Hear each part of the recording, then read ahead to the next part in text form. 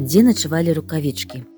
Уначы выпаў снег, ён заслаў зямлю і дахі дамоў бялюткім чыстым абрусам, надзеў слупкі парканаў высокія пушыстыя шапкі, засыпаў кусты і кветнікі. Глянула Ірынка ў акно і не пазнала свайго двара. Такі ён святочны, такі прыгожы. А вось і сябры яе, Юра, Надзейка, Віця. Бегаюць, смяюцца, снежкамі кідаюцца.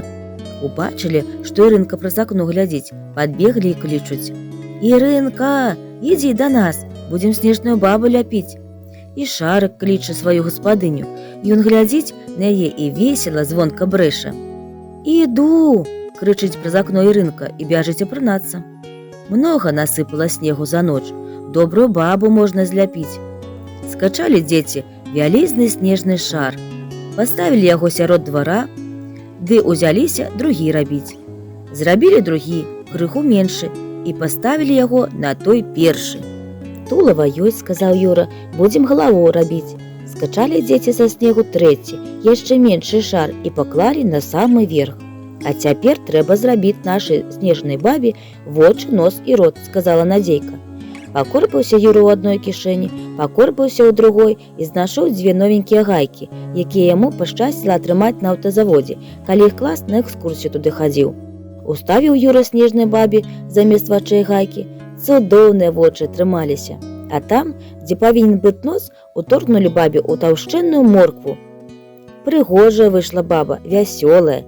Да самага абеду гулялі каля яе дзеці, прыхарошвалі, падпраўлялі. А калі пачалі разыходзіцца, Ірынка раптам успомніла пра свае рукавічкі і ўсклікнула: «Ой, а дзе ж мае рукавічкі? Я іх вось тут, каля гэтага слупка паклала, калі бабу пачалі ляпіць». «Зараз знойдзем твае рукавічкі», – сказала Надзейка. «Нікуды яны не дзенуцца». Доўга шукалі дзеці Ірыны рукавічкі, ды так і не знайшлі. «Мае рукавічкі, іх мне бабуля ўвосень звязала. Гэта яе апошні падарунак», – плакала Ірынка. «Я так любіла іх, так берагла. Няма ў мяне больш бабулі, і рукавічак яе няма». Шкада было дзецям Ірынку.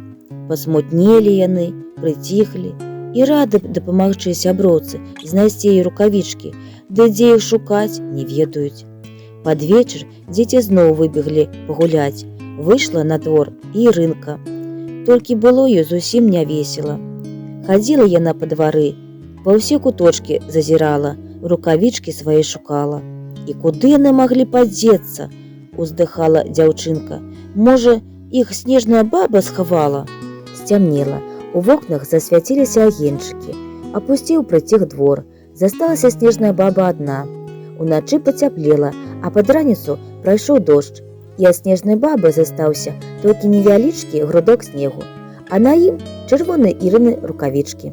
Відаць, не заўважылі іх дзеці, ды закачалі ў адзін з тых шароў, з якіх рабілі снежную бабу.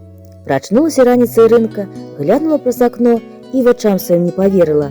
«Рукавічкі! Бабуліны рукавічкі!» – радасна ўсклікнула яна і кінулася да дзвярэй. На дварэ свяціла сонейка, і ад учарашняга снегу толькі лужынкі адны засталіся. Відаць, ужо адышла пара ляжаць яму на двары.